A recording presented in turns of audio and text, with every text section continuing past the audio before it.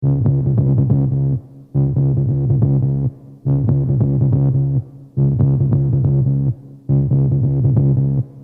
ce premier épisode, nous allons regarder l'édition 2010 du WPS, aussi appelée 8-1 Power Move, la première édition.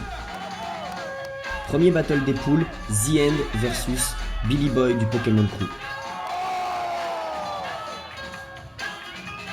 On voit que The End de Corée est vraiment propre et a vraiment des belles transitions. Malheureusement sur la fin, peut-être il a eu du mal avec le sol puisqu'il finit sur un crash et des footwork.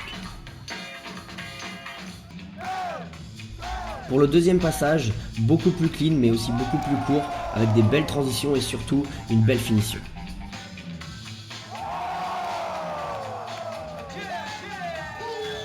Le deuxième battle des poules était contre Nox d'Allemagne, un b-boy vraiment très impressionnant, notamment avec sa transition Thomas 720.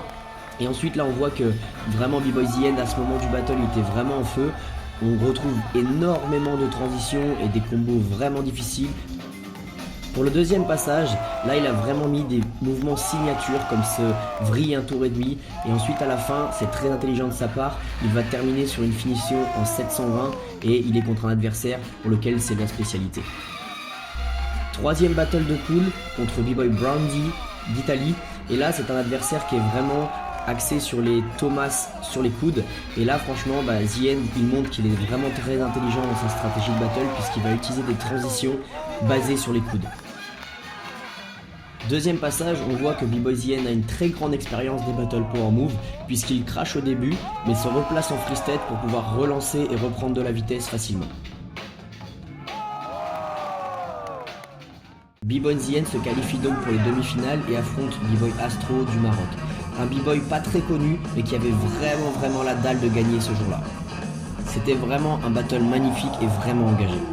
On voit là que B-Boy The End a mis beaucoup de contenu dans son passage pour être sûr d'aller en finale.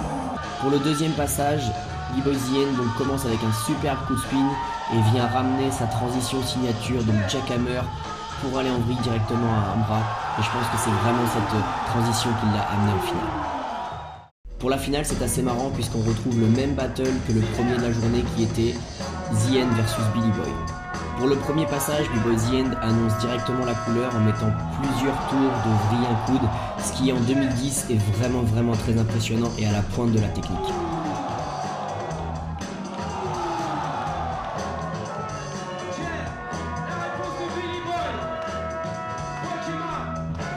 La réponse de Billy Boy, vraiment très technique, mais je pense que malheureusement ça commençait à se répéter un petit peu et c'est pour ça je pense qu'il perd en finale.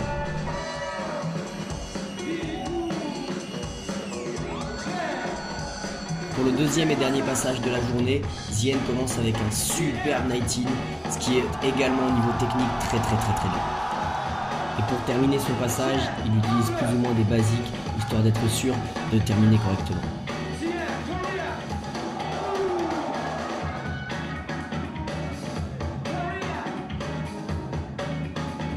En regardant la vidéo de la finale, on peut penser que Billy Boy mérite peut-être la victoire, mais je pense que les juges ont préféré mettre en valeur le côté innovant, le côté pluridisciplinaire qu'on retrouve chez B-Boy The End et toutes les différentes transitions qu'il a pu apporter sur la journée entière.